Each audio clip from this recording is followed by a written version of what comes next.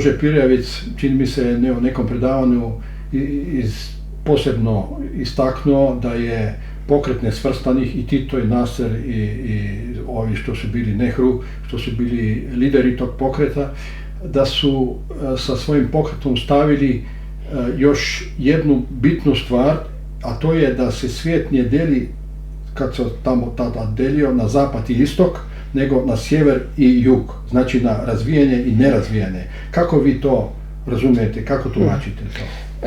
Prvo, politika nesvrstavanja, naročito u jugoslavenskoj interpretaciji i naročito za Jugoslaviju, je bila vrlo pragmatična politika. Ona je bila na jugoslavenskoj strani, ja bih rekao, po mnogim elementima korisna, ne samo zato što je pojačavala vanjsko-političku težinu i važnost Jugoslavije, koja je onda bila par excellence evropska politika, u kojoj Jugoslavija mogla i 70. godina, kad se pregovara o Helsinškom procesu i tako dalje, nastupati kao važnija zemlja nego što bi to ikada inače bila.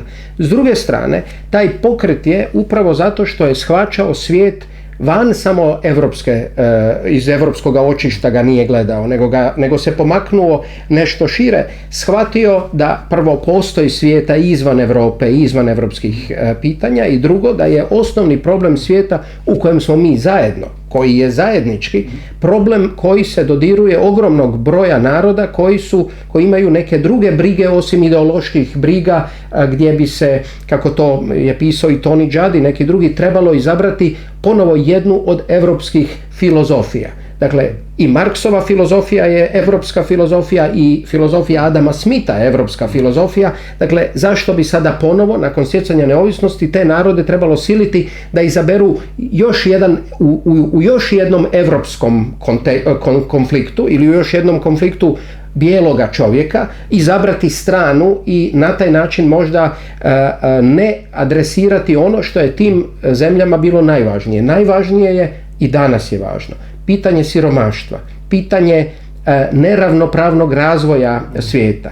A u vrijeme u kojem živimo 2022. godine i u kojem smo osvijestili prije nekoliko godina unatrag, mi na svijetu bez ponovnog aktualiziranja mnogih od politika ili barem formalnih ideja pokreta nesvrstanih nećemo moći riješiti naše ključne svjetske i evropske onda probleme. Klimatske promjene se neće moći riješiti na razini Hrvatske i Slovenije.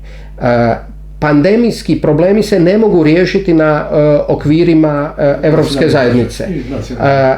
Pitanje bogatstva ili ravnopravnog razvoja sjevera i juga, gladi, siromaštva i to u današnjem svijetu koji je zbog interneta se smanjio, približio, gdje se lakše jeftinije dođe negdje, gdje znate što se nalazi sa druge strane, je jednim dijelom u pozadini onoga što se zbivalo sa izbjegličkom krizom i sa pokretanjem stotina tisuća izbjeglica iz drugih dijelova prema Europi, koji je toliko destabilizirao Europsku uniju da je ona ušla u svoju beskrajnu krizu nekoliko godina unatrag. To su pitanja koje gledaju svijet kao cjelinu i koju je nesvrstavanje moglo adresirati. Te ideje koje su mogle izgledati idealističke i možda daleke problemi u nekom trenutku su postali naši zajednički problemi. Ako je klimatske promjene su nešto što će podići razinu obale i sutra dan neće biti nekih naših obalnih gradova, onda to moramo raditi zajedno i sa tim zemljama. I to su, rekao bih, ideje koje je pokret, koji konačno još uvijek postoji, mogao aktualizirati, ali ideje koje su možda bile zadržane u pozornosti svijeta i koje moramo o njima zajedno misliti ako želimo sutradan da se ponovo cijela Europska unija ne destabilizira zbog toga što će milijuni izbjeglica krenuti ne nužno samo zbog ratova s Bliskog istoka ili iz Afrike, nego zbog gladi koja nastaje zbog ponovo jednog europskog konflikta tu, zbog nedostatka vode koji će, ili klime, temperatura koji će pogoditi. Dakle, u tom smislu moramo razmišljati ako želimo opstanak vrste. Gotovo.